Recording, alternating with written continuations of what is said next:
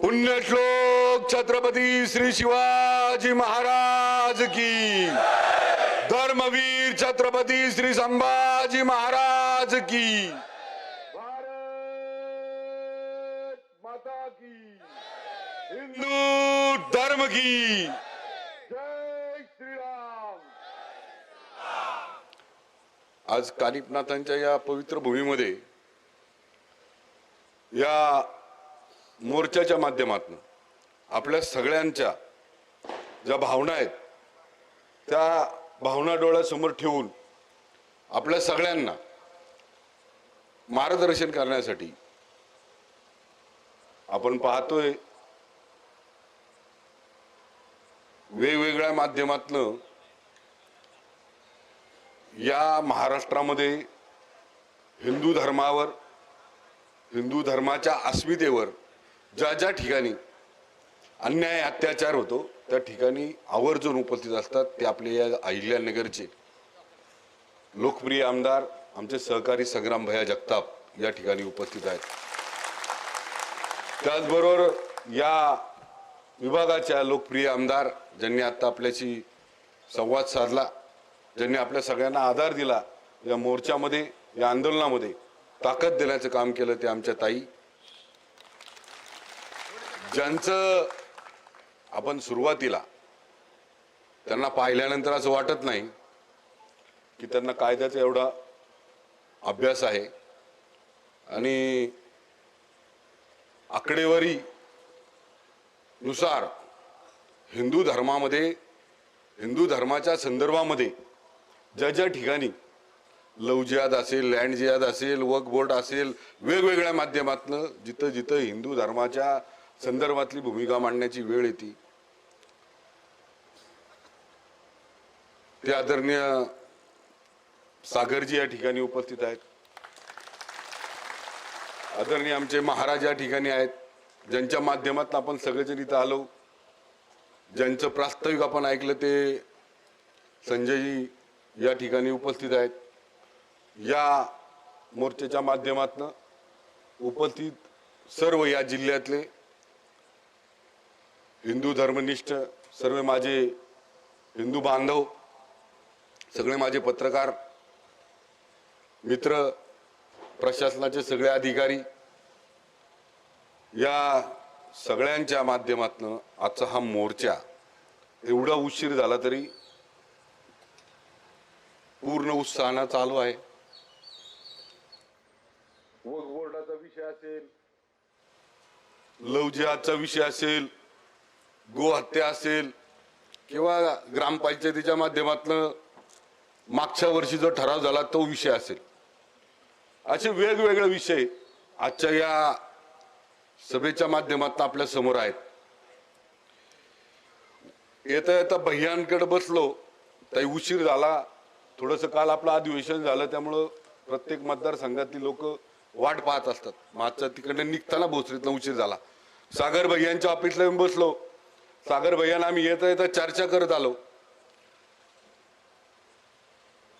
2000 acre जागा ही आपल्या देवस्थानची आहे नगर जिल्ह्यामध्ये, बरोबर आहे ना? आणि त्याच्यामध्ये आपल्या इथं मला वाटतं 94 एकर जागा, ज्या 94 एकर जागेवर ते वक्फ बोर्ड का काहीतरी त्याचा त्यांनी उल्लेख केला आणि मग त्या जागेच्या संदर्भामध्ये येता येता आम्ही चर्चा करत असताना सागर भैयांनी मला सांगितलं अहिल्यानगरची जुनी नगरपालिकेची जी वास्तू आहे तिच्यावर सुद्धा दावा या वक्फ बोर्डाने केलाय, जिल्हा अधिकारी कार्यालय त्याच्यावर सुद्धा यांनी वक्फ बोर्डाने अधिकार केलाय, आता या पोलीस स्टेशनचा काही भाग आहे त्याच्यावर सुद्धा या वक्फ बोर्डाने अधिकार दाखवलाय। हे वक्फ बोर्ड तर मला आता कळायला लागलं, मला खरंच हे वक्फ बोर्ड काय मला माहिती नव्हतं, मला हल्ली हल्ली कळायला लागले। बरं यांचा एवढा माज आहे की यांनी जसं ताईंनी सांगितलं जुनं मागायला व्यापारी मंडळाने राज्यकर्ते झाले ब्रिटिश, तसे यांनी आपल्या देवस्थानच्या जागेमध्ये आपल्या गाववाल्यांनी दया करून काहीतरी त्यांना धंदा पाण्यासाठी जागा दिली. आता ते मालक होऊ इच्छितात. संपूर्ण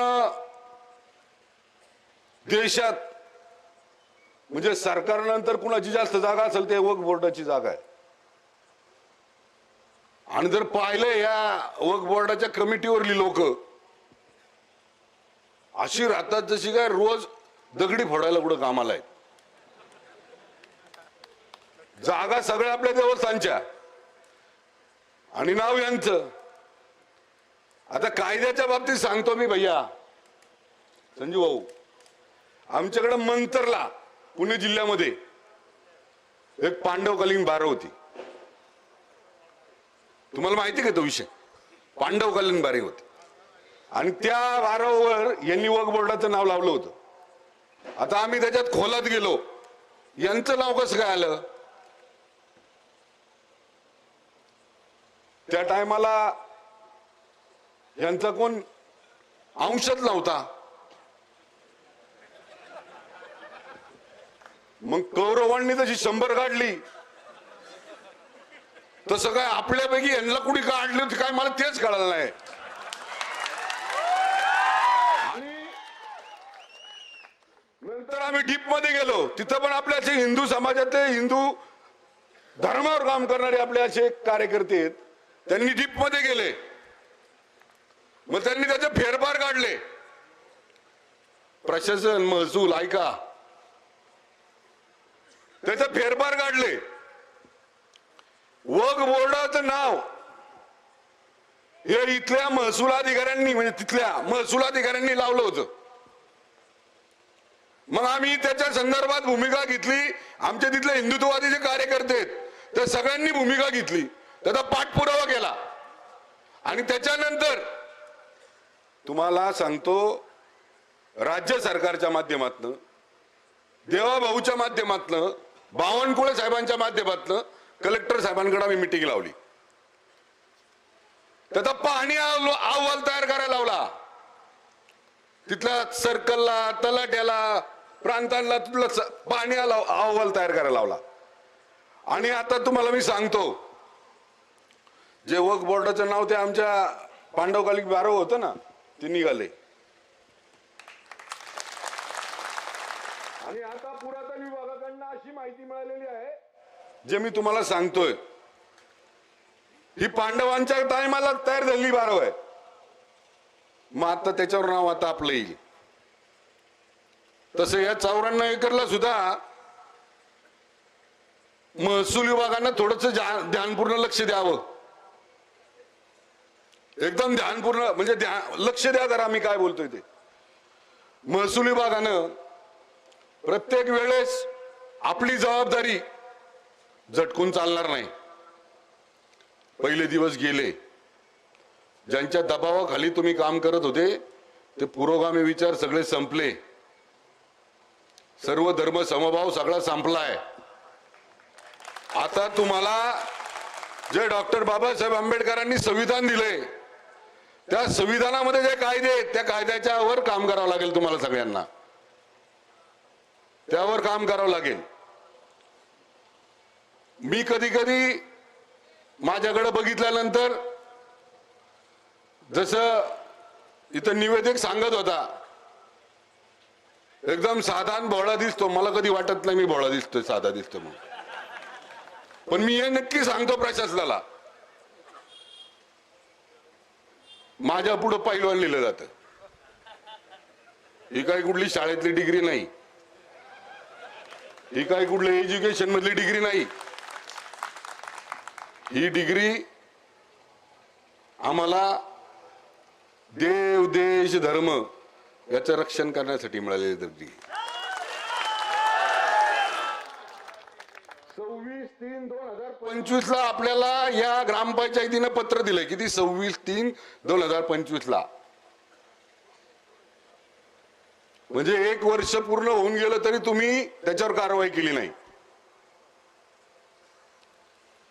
या वक्फ बोर्डाच्या संदर्भामध्ये जर तुम्ही कठोर कारवाई करणार नसाल, कायद्याला धरून कायद्याला धरून जर कारवाई करणार नसाल तर आम्हाला वेगळे मार्ग आहेत, वेगळे मार्ग आहेत. आणि त्यामुळे तुम्ही ज्यांच्या दबावाखाली काम करताय, ज्यांच्यामुळे तुम्हाला असं वाटतंय पोलीस प्रशासन कायदा सुव्यवस्था बिघडेल, कायदा सुव्यवस्था बिघडेल म्हणून तुम्ही जी आंग चोराची भूमिका घेताय त्याच्यावर मी तुम्हाला स्पष्ट सांगतो, कायदा सुव्यवस्था बिघडवण्याचा ठेका काय फक्त या मुस्लिमांनीच घेतलाय असं नाही.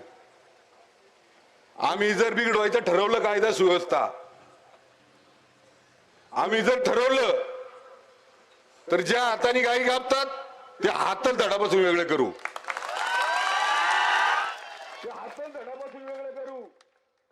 ज्या नजरा आमच्या आया बहिणींकडे जातात ते डोळेच काढून टाकू.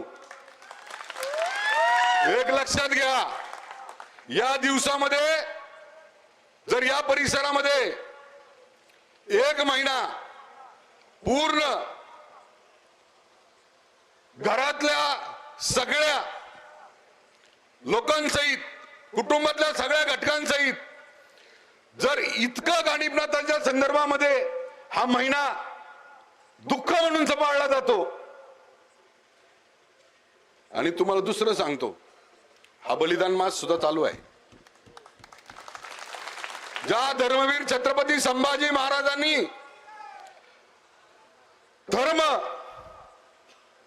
धर्मासाठी बलिदान दिलं, तो बलिदान मास चालू आहे. आणि अशा परिस्थितीमध्ये जर या विषया संदर्भामध्ये आम्हाला अशा संदर्भातली मोर्चा आंदोलन करायला लागत असतील तर कुठंतरी आपण सुद्धा नियमबाह्य काम करताय याच्या संदर्भातली सुद्धा आपण राज्य सरकारकडे आम्ही तिघजण मागणी करू.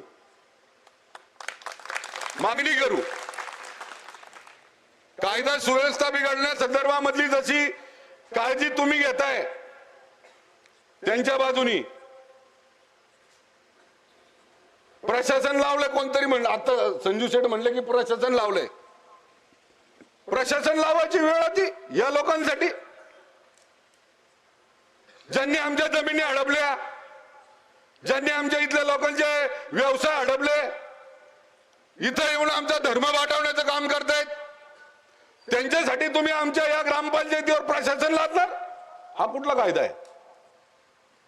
हा कुठला कायदा आहे? या कायद्याचं आम्ही वाचन तर आमच्यात नाही आलेलं कधी.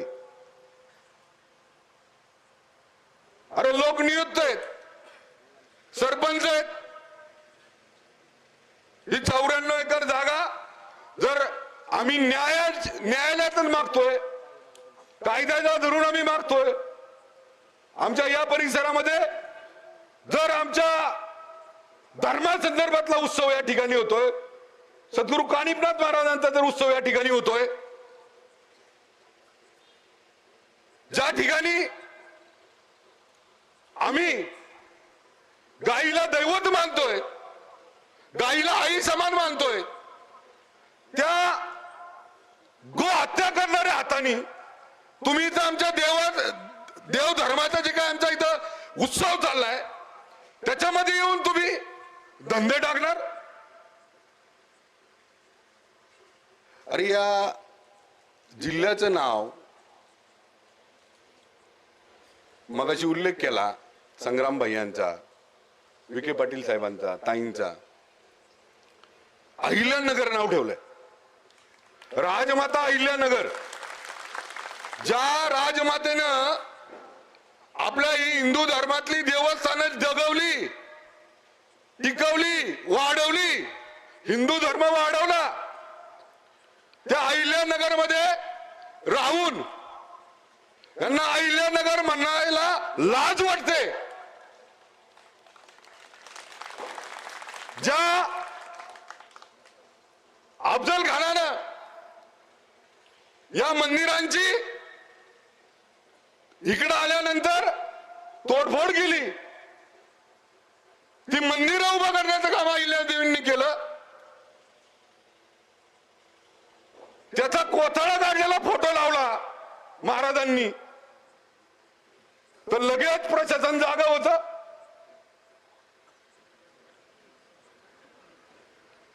त्या औरंगाबादचं नाव धर्मवीर छत्रपती संभाजी महाराज नगर ठेवलं तरी सुद्धा यांना लाज वाटते नाव घ्यायला. आमच्या राजांचं नाव दिलं, आमच्या देवा धर्माच्या लोकांचं देवतांचं नाव दिलं, आमच्या महामानवांचं नाव आमच्या गावाला दिलं, ते घ्यायला यांना लाज वाटत आहेत. आणि आमच्या देव धर्माच्या देवाच्या बाहेर येऊन धंदा करायचा हे कदापि आम्ही सहन करणार नाही, मान्यच करणार नाही, मान्यच करणार नाही. तिसगावची घटना 14 तारखेला, 14 डिसेंबरला, त्यानंतर 31 डिसेंबरला आणि त्यानंतर 7 जानेवारीला, या 3 तारखा बरोबर आहे ना. इतर राजरोसपणे घरात गायी कापल्या जातात.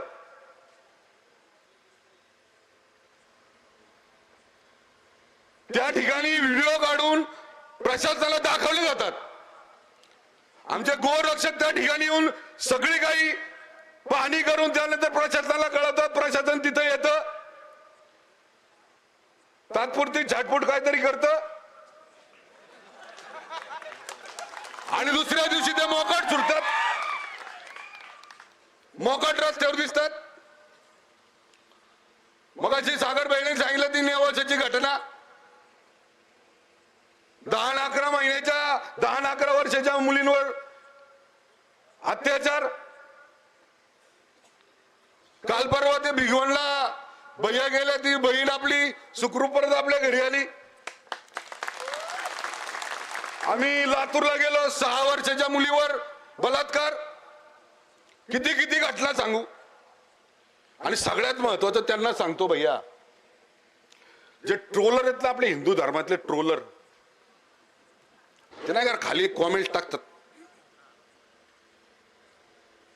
आम्ही जिथं जाईन ना, आम्ही जिथं जाईन धर्माबद्दल बोललो, धर्मातल्या अस्मितेबद्दल बोललो, धर्मातल्या आमच्या प्रथा परंपरांबद्दल बोललो, आमच्या देवधर्मांबद्दल बोललो, देशासाठी बोललो, की खाली हे विकत घेतलेले काही ट्रोलर आहेत, यांना चेक करावं लागेल जरा एक दिवस.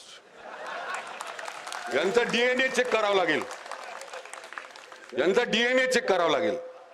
अरे आम्ही इथं येतोय, संग्राम भैया इचलकरंजीला होते, काल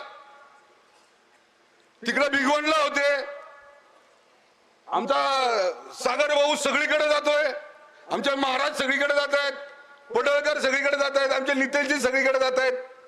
हिंदू धर्मातले वेगवेगळे लोक, हिंदू धर्मासाठी काम करणारे लोकप्रतिनिधी वेगवेगळ्या ठिकाणी जाऊन हिंदू धर्मामध्ये जागृती निर्माण करण्याचं काम करतायत, जागृती निर्माण करायचं काम करतायत. खाली एकाने ट्रोल टाकलं, एक मी असा चालतो माग ना नेवाच्याला, तर खाली एकाने मला एक कमेंट टाकली होती. आपले सगळे कार्यकर्ते चिडले होते आणि मग त्यांनी खाली आमचे कार्यकर्ते म्हणले आपण काहीतरी करायला पाहिजे. म्हणलं काय करायची गरजच नाही, ही अवलादच हायब्रिड आहे, ही अवलादच हायब्रिड आहे. अरे आम्ही आज तळतळीनं बोलतोय, कळकळीनं बोलतोय, याच्या मागची भावना लक्षात घ्या, याच्या मागे आमच्या काय भावना आहेत त्या लक्षात घ्या. अरे आज जर बोललो नाही, आज जर आम्ही फिरलो नाही, आम्ही फक्त आमदार म्हणून आम्ही आमच्या ऑफिस मध्ये निवांत बसलो, उद्या ही घटना माझ्या घरात घडेल, उद्या ही घटना तो ट्रोल करतो त्याच्या घरात घडेल, त्याच्या गावात घडेल, त्याच्या गावातलं घर, त्याच्या गावातली अस्मिता, देव धर्म सगळं संकटात येईल. म्हणून आम्ही सगळीकडे फिरतोय. अरे आम्हाला फक्त राजकारण करायचं असतं, निवडून यायचं असतं, तर जाहीरपणे आम्ही म्हणतोय, जाहीरपणे आज पण म्हणतोय, मला या लांड्यांचं मतदानच नको, मला मतदानच नको. अरे जो वाईट नजर टाकतो माझ्या माता भगिनींवर त्याचं मतदानच नको. अरे जो आमच्या या देवस्थानच्या जागेवर वगवट बसवतो त्याचं मला मतदानच नको. अरे इथून पुढे आमदार नाही झालो तरी चालेल, पण शेवटच्या श्वासापर्यंत शेवटच्या श्वासापर्यंत हिंदू धर्माच्या अस्मितेसाठी, हिंदू धर्माच्या देश धर्मासाठी आम्ही सगळेजण प्रत्येक ठिकाणी जाणार, ही जागृती करणार. अरे आमचं काम काय फक्त लाईट, गटर, पाणी, रस्त्याचे का? आम्ही आमच्या सुविधा केव्हा देऊ? आम्ही आमच्या सुविधा केव्हा देऊ? जेव्हा आमच्या धर्मातला प्रत्येक घटक सुरक्षित राहील त्यावेळेस देऊ. जर तो सुरक्षितच नाही राहिला, या असे जर वक्फ बोर्डाच्या मागे गिळायला लागले आपल्या जमिनी, तर कसं आम्ही देणार त्या? कसं आम्ही देणार ते? मगाशी भैयांनी सांगितलं बॉम्बस्फोट मध्ये डॉक्टर, इंजिनियर. अरे मग सवलती यांना शिक्षणामध्ये सरकारकडनं पाहिजे, आणि परत त्याच्या आईला उलटी तंगडी. हे सहन होणार नाही, आणि सहन करायचं पण नाही. तुम्ही अजिबात सहन करायचं नाही. आपलं फक्त लोकप्रतिनिधीला मतदान करायचं आणि फक्त हे डोळ्यासमोर ठेवायचं की त्यांनी मला सगळ्या मूलभूत सुविधा दिल्या पाहिजेत. हो, ते दिल्याच पाहिजेत, ते देण्यासाठी आम्ही आहोतच. पण हा पण विचार प्रत्येक मतदान करणाऱ्या आपल्या या हिंदू धर्मातल्या कार्यकर्त्यांनी सहकार्याने ठेवला पाहिजे. यांनी माझं, माझ्या कुटुंबाचं, माझ्या धर्माचं पण रक्षण केलं पाहिजे, धर्माचं सुद्धा रक्षण केलं पाहिजे. अरे त्याच्याकरता तर आम्ही आहोत, त्याच्याकरताच आहोत आम्ही. आणि प्रशासनाला मी आज इथं या व्यासपीठावरून सांगतोय, 26/3/2025 चा जो पहिला अर्ज आहे महसूल विभाग, त्यांना मी आज या व्यासपीठावरून सांगतोय, 26 मागच्या महिन्यात 26 मार्चला जो अर्ज दिलाय त्याचं उत्तर, त्याच्यावर कारवाई जर या 8-10 दिवसात नाही दिसली तर पुढल्या आठवड्याच्या अधिवेशन मध्ये मी या सगळ्यांना तिथं बरोबर काय करायचं कार्यक्रम लावतो. मी एकटा नाही. अरे मी एकटा नाही, तुमच्या तालुक्याचा भाग आहे माझ्या बरोबर. आता तुमच्या सगळ्यांची या इथले लोकप्रतिनिधी दुर्गेच्या स्वरूपात तुमच्यावर आलेली आहे.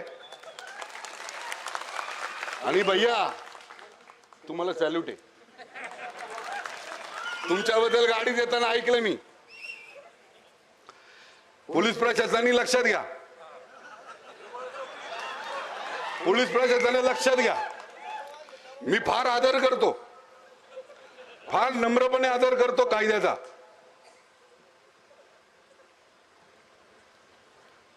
पण इथपर्यंत जर आमच्या अस्मितेवर कुणी आलं, अस्मितेवर कुणी आलं.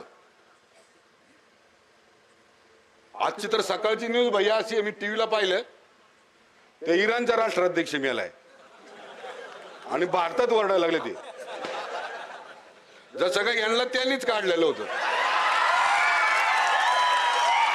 अरे या इथं राहायचं, भारतात राहायचं आणि सुतात त्यांचं पाळायचं.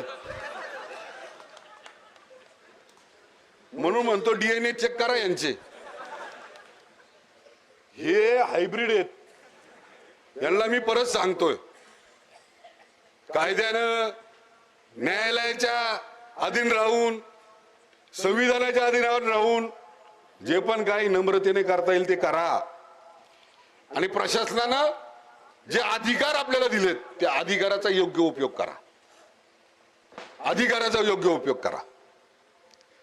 आणि जर त्याचा उपयोग व्यवस्थित केला नाही तर आम्ही योग्य ठिकाणी त्याची दखल घ्यायला लावू.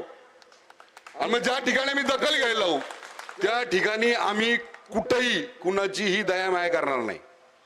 मग मागून असाल, आमचं चुकलं, आम्हाला माफ करा, आता परत होणार नाही, आता ते नाही, आता नाही, परत नाही, कधीच नाही.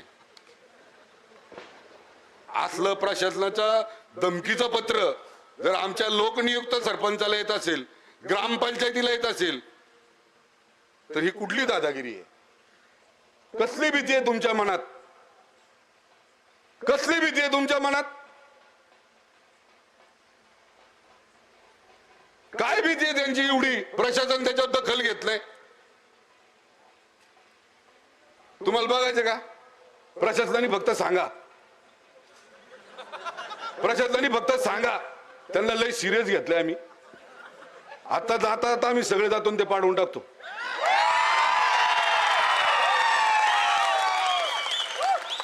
मग परत म्हणू नका कायदा सुव्यवस्था बिघडली म्हणून, परत म्हणू नका कायदा सुव्यवस्था बिघडली म्हणून. अरे ते नुसतं त्याला काय गाढवाच्या अंगा वाघाचे टाकल्यावर त्याला वाटतं मी वाघ झालोय. आम्ही त्यातले नाही मित्रांनो. आम्हाला कायद्याचे पालन करायचे, आम्हाला संविधानाचं पालन करायचे, आम्हाला आमच्या मुख्यमंत्र्यांनी काही सांगितले याचं पालन करायचे आम्हाला. पण उगाच एखादा समाज येतोय आणि इथं येऊन चुकीच्या पद्धतीनं चुकीचा पायंडा पाडतोय आणि त्याला विरोध करतात आमचे लोकनियुक्त लोक इथली, ज्यांना संविधानाने अधिकार दिलाय.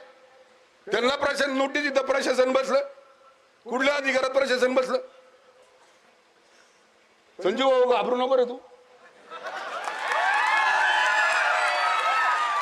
अरे मी तर आता तिकडनं आलो, पहिलं भैयाला भेटलो, भैयाचं अभिनंदन केलं. भैया मग मला यांचं सांगत होता, माझी इच्छा होती भेटायची. पराक्रमी माणूस आहे आपला, ते बघत नाही. आणि इथं आल्यावर ताई भेटल्या. आता मला यायची गरज मला वाटत नाही आहे म्हणून. पण तसं अचानक कधीतरी रात्री आलो तर प्रशासनाला सांगतो येताना बुलडोजरच घेऊन येईन, येताना बुलडोजरच घेऊन येईन. त्याच्याकरता प्रशासनानं कायद्याला अधीन राहून, जे अनधिकृत आहे ते अनधिकृत आहे, जे अधिकृत आहे ते अधिकृत आहे. जर अनधिकृत म्हणून मागणी केलेली आहे, त्याचे पुरावे दिलेले आहेत सरपंचांनी, ग्रामपंचायतीने, त्याच्यावर कारवाई केली पाहिजे. काल तुम्ही कारवाई केली, अजिबात नोटीस न देता कारवाई केली. सगळे आमची हिंदूंची दुकानं पाडून टाकली, सगळे आमची हिंदूंची दुकानं पाडून टाकली. त्याच्यात पुढे जाऊन मी संजीव भाऊला विचारलं तुम्ही का पाडून घे. संजीव भाऊ तर मोठ्या मनाचा संजीव भाऊ म्हणला आम्हाला 10 दिवस अगोदर कळवलं असतं तर आम्ही आमची काढून घेतली असती. म्हणजे एवढं प्रशासनाबरोबर नम्र राहून जर अधिकृत लोकांना त्रास होणार असेल आणि अनधिकृत लोकांना जर तुम्ही संरक्षण देणार असेल तर मग एक लक्षात ठेवायचं, जसं उत्तर प्रदेशमध्ये मुख्यमंत्री योगीजी आहेत, तसं आता या महाराष्ट्राचे मुख्यमंत्री हे सुद्धा देवा भाऊ आहेत.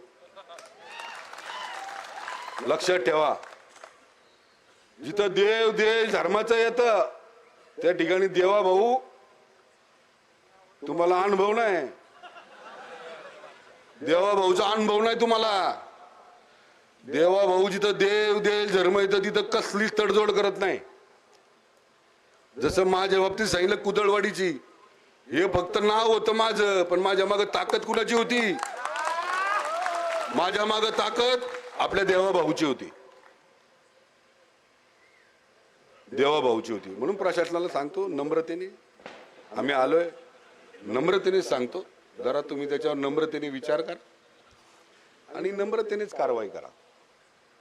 विनाकारण आम्हालाही जसं सागर भैयाने सांगितलं, सागर भाऊने, ज्या हातात विना आहे दुसऱ्या हातात गदा आहे आमच्या. आम्ही वारकरी पण आहोत आणि आम्ही धारकरी पण आहोत. त्यामुळं आमच्या धर्माचं रक्षण करण्याची, आमच्या धर्माचं देव जे पण धर्मातल्या आमच्या काय परंपरा आहेत त्या सगळ्या जपण्याची ताकद आमच्यात आहे. एवढंच या निमित्तानं सांगतो, जास्त वेळ घेत नाही. पुढल्या टायमाला आलो तर कारवाई झाली पाहिजे. मी इंदापूरला गेलतो, वीरश्री सरदार मालोजी राजेंची देळी आहे, तिथं रस्त्यावर बसून राहिलो, कारवाई चालू झाली मगच निघून गेलो. आता जर पुढल्या टायमाला आलो तर कारवाई झालेली नसेल तर मग विचार करा. कायदा सुव्यवस्था बिघडवण्याची जबाबदारी ही तुमची राहील. त्याच्यामुळं आज या ठिकाणी मी फक्त आपल्याला विनंती करून जातो, सगळ्या या परिसरातल्या माझ्या हिंदू बांधवांना सांगून जातो, आम्ही आमदार झालोय, आम्ही आमची जबाबदारी आमच्या वार्डामध्ये आमची जी कामं आहेत ती आम्ही करतोय, पण आमदार आम्ही नंतर आहोत, पहिले आम्ही हिंदू धर्मातले एक घटक आहोत. आणि आमचा हिंदू धर्म काय सांगतो, 18 पगड जाती आणि 12 बलुतेदार हा आमचा हिंदू धर्म आहे. आणि या संदर्भामध्ये आम्ही ज्या वेळेस येऊ त्या वेळेस आमची भूमिका इतकीच कठोर राहणार आहे. एवढं ज्या निमित्तानं सांगतो, आपल्या सगळ्यांनी एवढ्या उशिरापर्यंत या ठिकाणी थांबलात आणि थांबलंच पाहिजे. आपल्या सगळ्यांचा धन्यवाद देतो. बोलताना प्रशासनाची किंवा प्रशासनावर ज्यांचा दबाव आहे ज्या धर्माचा, त्यांना जर काही वाईट वाटलं असेल, वाटलं तर माझ्या जय हिंद, जय महाराष्ट्र, जय श्रीराम.